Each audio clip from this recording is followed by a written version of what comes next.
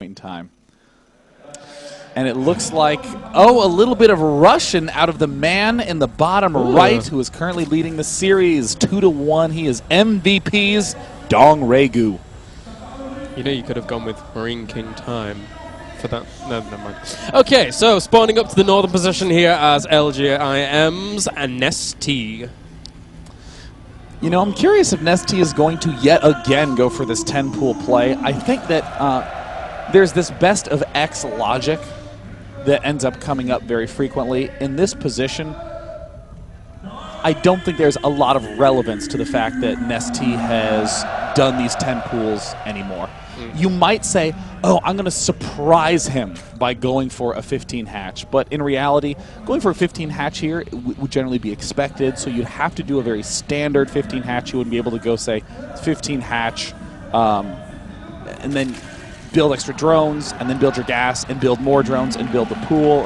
Those little risks like that you can't quite get away with.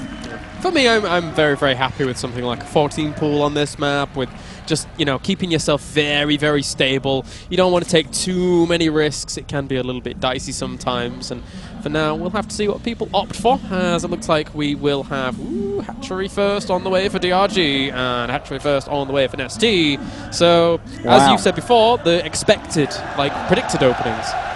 The crowd going nuts. The crowd, apparently, the enemies of Lings and Banelings. They came from various countries, and they're like, mid-game, mid-game. Mid-game we will indeed have. Now, this is a standard play to just go extractor pool, but you cannot be too greedy and think that you are going to fool your opponent in NesTea's shoes. If you did something like did a 10 pool in Game 1 and then did an extremely greedy play in Game 2, that would be a stronger use of that sort of metagame consideration. And, you know, with these spawning gas timings even, neither really going to have that speed window unless somebody weirdly and boldly commits to something completely other than speed from the very get-go with that initial gas. Very rare, though. As for now, we do have DRG spotting his opponent's expansion. So everything's pretty much expected. Now that NesTea is actually in the main base of DRG, sees absolutely everything that's going on. There's DRG spotting NesTea's main as well. I mean, you can very easily say, oh, hey, his pool's finishing at the same time as my pool. He must be doing the same build. You can also even click on the gas geyser and see exactly how much gas the enemy has mined, and then you know when it went down. So both players are deeply aware of what is going down. And again, it's that expected question.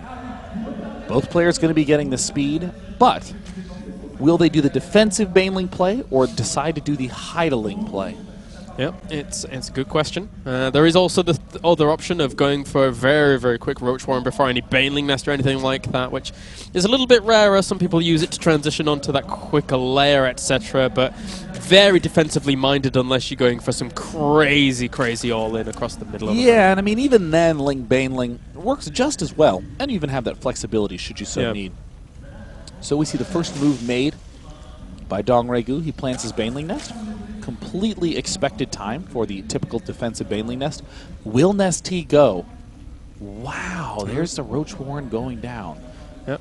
The Baneling nest in DRG's base, to me, is more of what I would consider to be an offensive Baneling nest, because, you know, it's kind of hidden in the back. It would require NesTea to actually scout it out. Yeah. Normally, you would see, you know, if it's going to be a defensive Baneling nest, it would be at the front here. Thank you, Funka. Oh, he like moves over there to tell exactly where I'm even going to say. Hey, Funka, make a box where the Baneling nest should go. He's going back. He's going back. What a boss. Right there. Yeah. I mean, he's readjusting to make sure it's the exact right size, but, you know, this is actually kind of an interesting situation. Ordinarily, what NesTea is doing, going for that very early Roach Warren, would be considered a sort of slightly unusual defensive play. But we see NesTea hiding it in the back. That is almost always a sign that he is going to be going for some sort of large aggressive attack. There are the roaches going down. See those two geysers that were built at the natural expansion? He wanted his opponent to see them so he can cancel it just like that. Nice little play from NesTea. He's very clearly going for this all-in. Now, DongRaeGu, on the other hand, is going to build a couple of Lings and build a couple of Banelings, which is the opposite of what he needs to be doing right now. He needs to be throwing down some heavy-duty defense. I mean, is NesTea really going to take this series 2-2, having done basically 4 all-in-ish looking attacks? I don't know. I mean, like, if NesTea was this easy for me to read in terms of at the beginning and knowing what he would do on this map, then I think that, you know, DongRaeGu should be able to know this as well. It's pushing across, and he does see it with the Overlords. But look at this, a third base going down by NesTea. He's not doing a 2-gas geyser all in, going nothing but Roach Ling Flood. He is just going for 12 Roaches, flooding only Lings, getting that ability to conserve a little bit of minerals, and soon he'll be throwing down his lair and doing a quick transition over into that Roach Ling. In the meantime, a powerful timing attack by NesTea about to hit the front door of DongRaeGu, who is fairly defenseless.